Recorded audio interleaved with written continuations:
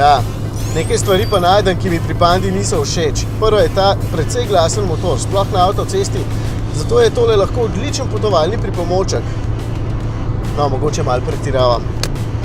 Tudi predpotopni potovalni računalnik z zelo počasnimi meniji mi ni všeč in kadar po noči kratke luči lepo svetijo pred avtomobil, dolge kvečem služijo osvetljevanju neba in po noči lahko gledam letala.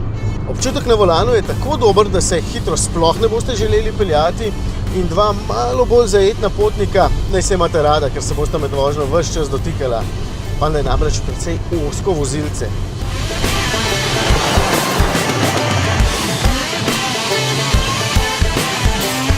Oja, to bo boljš. Torej, preden zaključite, da vam ni všeč, počakajte. V mestu je super vozilce, ker je zelo okretna in velika stekla zagotavljajo dobro preglednost. Takšna Panda Cross je tudi zelo atraktivna in celo na zadnji klopi je za dva potnika povsem dovolj prostora. Je pa tole zelo posebno vozilce, ki pri eni stvari sploh nima konkurence, pri terenskih vrlinah. Čeprav ne izgleda, je tole kot gorska koza, ki jo lahko zagode klenim terencem. In zdaj grem tja gor.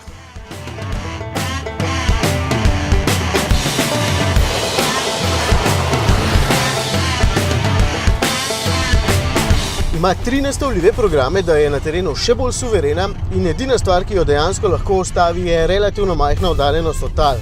Sicer pa so ravno njene mere in majhna masa njeno glavno orožje, ovire dobesedno preskakuje. Sploh se nočem nehati voziti, tako je zabavna. In tukaj je tudi ta novi 1,3 litrski motor, čisto ok, pač malo je robusten, ima pa dovolj navora in z njim v nosu Panda neverjetno suvereno pleza. 59 kW moči pa je tudi čisto dovolj. Prav takšna stane dobrih 19 jurjev, kar je seveda veliko, sploh glede na mere, je pa dovolj specifična in sem prepričan, da bo našla svoj krog kupcev. Za kakšne gorske reševalce bi bila super, ali pa za nekoga, ki živi v zelo odročnih, visokih krajih. No, pa še koga lahko najdem.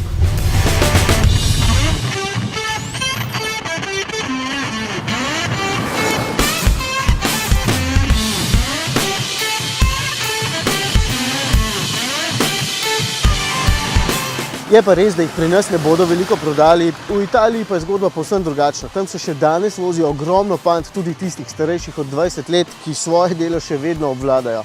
Ta pač še malo bolj in bolje izgleda. Zdaj pa zaključujem, ker grem prečesati po kljuko, mogoče skočim še na kredavca na čaj.